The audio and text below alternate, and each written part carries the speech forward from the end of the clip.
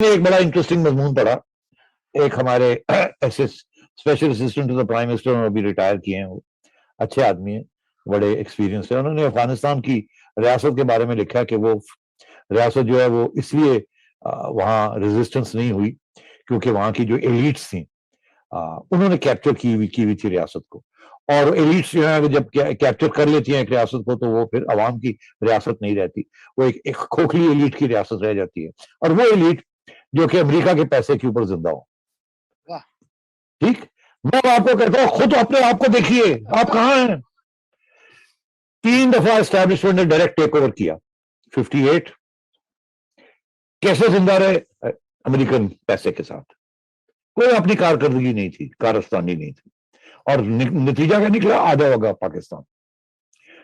1977 में आपने फिर आप आ गए, फिर आप अमेरिका आ गए, अमेरिका ने आपको पैसे दिए और आपने जाकर जिहादी क्रिएट कर दिए और सेक्टेरियन आउटफिट्स क्रिएट कर दी, बड़े आपने तीर मार लिए रूस को निकाल के, आपको पता नहीं क्या मिला उससे, मगर हमें पता है नुकसान हमारा क्या हुआ उस वक्त। मगर आप 8-10 साल काट गए, अमेरिका से पैसे आ रहे थे।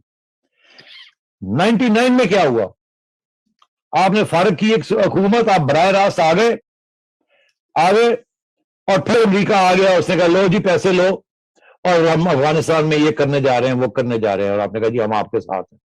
20 साल आपने 30 अरब रुपए डॉलर, 30 अरब रुपए डॉलर के करीब आपने अमेरिका से लिए, और उसका नतीजा क्या है, आपको अमेरिका हेट करता है कि आपने डबल क्रॉसिंग की है आपके साथ, और ऊपर से अफगानिस्तान के अंदर एंटी पाकिस्तान सेंटिमेंट कितना है वो हम जानते हैं, अनफॉर्चुनेटली। और तीसरी चीज ये, और ये बड़ी अहम है, कि वहां की एलिट्स और आपकी यहां की एलिट्स में क्या फर्क है। आज सारे ये लोन्स और ये छूट आपने जो लिया हुआ है, ये खारा, तो ये क्या एलीट कैप्चर नहीं है तो क्या है, आपने अवाम के लिए क्या किया है इस मुल्क में। भूखे मर रहे हैं अवाम, दिन ब दिन उनकी हालत खराब हो रही है, तो ये एलीट कैप्चर नहीं है स्टेट के अंदर तो क्या है। अमेरिका के डॉलर्स के ऊपर आपने, इस एलीट ने इसको कैप्चर किया हुआ है, इस रियासत को। वो और बात है कि हम वो कबायली किस्म के लोग नहीं है, और हमारे पास रेमिटेंसेस भी आ रही हैं, हमारे पास प्रोफेशनल्स भी बन गए हैं, ये थोड़ी सी बड़ी एलीट है, वहां तो छोटी सी एलीट थी, काबुल के अंदर थी या कंदाहार में। मगर बात तो वही है ना कि वहां की एलीट उस पॉपुलेशन के लिहाज से, हमारी एलीट हमारी पॉपुलेशन के लिहाज से, ये सारी रियासतें जो है एलीट कैप्चर है।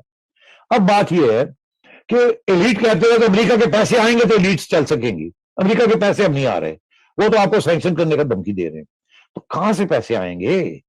तालीम का सिस्टम आपका ब्रेक डाउन कर गया है, तो आप करेंगे कहां से। तो मतलब यह है कि ये सिर्फ जो कुछ भी होगा वो एक छोटी सी एलीट के लिए होगा, और जो बचता है वो सारे के सारा हम सिक्योरिटी के ऊपर डाल रहे हैं, और हमारे सिक्योरिटी के प्रॉब्लम्स दिन ब दिन बढ़ते जा रहे हैं। इस रीजन के अंदर हमारी किसी के साथ भी दोस्ती नहीं है, और इंटरनेशनली तो आपको मैंने अभी बता ही दिया। अब लास्ट बात मैं करूंगा, कुछ एहसास हुआ था एस्टेब्लिशमेंट के अंदर कि यार वो एक बॉर्डर को तो, वहां तो बड़े मसले हो रहे हैं, इंडिया वाले बॉर्डर को, उसको तो जरा रोके ना, अब यहां तवज्जो दे रहे हैं। और बड़ी जबरदस्त मैं समझता हूं इनिशिएटिव लिया इन्होंने, कि इन्होंने इंडियंस को कन्विंस कर लिया सीज फायर के लिए, और हमारा नुकसान हो रहा था, इंडिया का कोई नुकसान नहीं हो रहा था, और मैं समझता हूं वेल डन। मगर जब इन्होंने ये कहा कि थोड़ा सा और अब नॉर्मलाइजेशन की तरफ चलते हैं, बिकॉज नॉर्मलाइजेशन हमारी रिक्वायरमेंट है इस वक्त, इंडिया की रिक्वायरमेंट नहीं है। और क्या हुआ, खान साहब ने कहा जी सवाल ही पैदा नहीं होता, मैं नॉर्मलाइज नहीं करता, और नरेंद्र मोदी को जाती तौर पे गालियां देनी शुरू करी। बड़े लोग खुश हुए, ये पंजाबी तो बहुत ज्यादा खुश होते हैं ना, हाँ इंडिया ये कर दी, इंडिया दो कर, और अपने देखने को नहीं थोड़ा अशर की हो रहे हैं, और तुसी इंडिया दा करता, इंडिया दो करता। अभी भी लोग मुझे कहते हैं जी तुसी इंडिया को गाली क्यों नहीं देते। और भाई मैं इंडिया को गाली देके मुझे क्या मिलेगा, मुझे तो अपना, मेरा तो अपना घर का मसला बना हुआ, मैं इंडिया को गाली दूं। आप अपना देखें कि अपना क्या करना है, हमें क्या उधर क्या हो रहा है, वहां तो बहुत बुरा हो रहा है। और वो मेरा ख्याल है वो उनकी बड़ी ख्वाहिश है कि हम पाकिस्तान बन जाए किसी तरीके के साथ। वो एक जमाने में तो बिल्कुल कुछ और, अब वो बिल्कुल नरेंद्र मोदी जो है ना वो एक नया ज़ाहिर वक्त बनना चाहता है। तो मैं ये आपसे कह रहा हूं कि ये हमारी मुहिबुल वतनी का ये इजहार है, हमें जो गुस्सा चढ़ रहा है कि हम कहाँ जा रहे हैं, और हमारी जो एलीट्स हैं, रूलिंग क्लासेस हैं, वो इतनी बैंकरप्सी का शिकार है इस वक्त कि कोई इनको सोल्यूशन नजर नहीं आती, और गरीब पिसे जा रहे हैं, दिन ब दिन पिसे जा रहे हैं। Lower middle class lower middle class हो रही है, और लोअर मिडिल क्लास गुर्बत में जा रही है। पॉवर्टी लाइन हमें कहा जाता था مشرف صاحب کے زمانے میں جب پیسے آ رہے تھے کہ یہ 24-30% ہے, 32% ہے پاورٹی لائن کے نیچے, اب 40 سے اوپر نکل گئی. تو آپ مجھے بتائیں یہ 40 والے فگرز تو ہم ہی بناتے ہیں, یہ اس سے زیادہ ہے جو حالات ہیں باہر. آدھی آبادی, ملک کی آدھی آبادی پاورٹی لائن سے گئی. تو یہ کسی نہ کسی وقت تو یہ جو والکینو ہے یہ پھٹے گا, اور اس وقت انارکی ہوگی جب یہ پھٹے گا. اور میں یہ بھی آپ سے کہہ رہا ہوں, میں ڈرا نہیں رہا ہوں, مجھے چیزیں جب چھوٹی چھوٹی چیزیں بڑھتی نظر آتی ہیں نا, تو ہمیں یہ سکھایا گیا تھا کہ ان چیزوں کو دیکھا کریں کیا بڑھ رہا ہے اور کیا کم ہو رہا ہے. جو بڑھ رہا ہے وہ انارکی اور کیوس اور ریڈیکلزم بڑھ رہی ہے, اور جو کم ہو رہا ہے وہ ریشنالٹی, پریگمیٹزم, یہ چیزیں کم ہو رہی ہیں ریاستوں کی جس کی ضرورت ہوتی ہے. تو انفارچونیٹلی اب آپ نے یہ بات چھیڑی تھی, تو میں نے اسی لیے یہ لکھا ہے کہ 3 دفعہ ہم پہلے ان چوراہوں پہ آئے ہیں. 58 میں آئے, we screwed it up. امریکہ نے تھوڑے پیسے دے دیے تو ہم بچ گئے, مگر ان دی اینڈ آدھا ہو گیا پاکستان. پھر ہم 77 میں آئے اور یہ سیکٹیرینزم, کلیشنکوف, ڈرگز, جہاد, یہ سب چیزیں شروع ہو گئی جس کا نقصان ہمیں ہوا. جس کو آپ نقصان کرنے جا رہے تھے وہاں کوئی نقصان نہیں ہوا ان کا. انفیکٹ یہ ہوا کہ انہوں نے اور ہارڈ لائن لے لی, وہ جو 370 ہے اس کو بھی فارغ کر دیا, اور اب آپ یہاں نہ ادھر کریں نہ ادھر کریں. اور پھر آپ نے 99 میں آپ نے جو کیا, اس کے بعد جو ہوا وہ اب اس وہ آج 20 سال جو آپ نے گھس بیٹھی یہاں ان کو پناہ دی تھی, وہ اب آپ کے گلے پڑے ہوئے ہیں. لوگ وہ بھولتے نہیں ہیں. حالانکہ یہ ساری امریکہ کی غلطی ہے کہ وہ آیا کیا کرنے آیا تھا اور کیا کیا اور کیا نہیں کیا. ہمیں احساس ہے کہ انہوں نے کیا حماقتیں کی ہے یہاں اور کس قسم کا ظلم کیے, مگر آپ نے کیا کیا؟ آپ تو ایک طرف ان کے ساتھ ملے ہوئے تھے, ایک طرف آپ کچھ اور کر رہے تھے, یہ گیمز کھیل رہے تھے. تو صحیح کہتے ہیں. تو بات یہ ہے کہ مجھے ان کے ساتھ کوئی ہمدردی نہیں ہے سولنگی صاحب.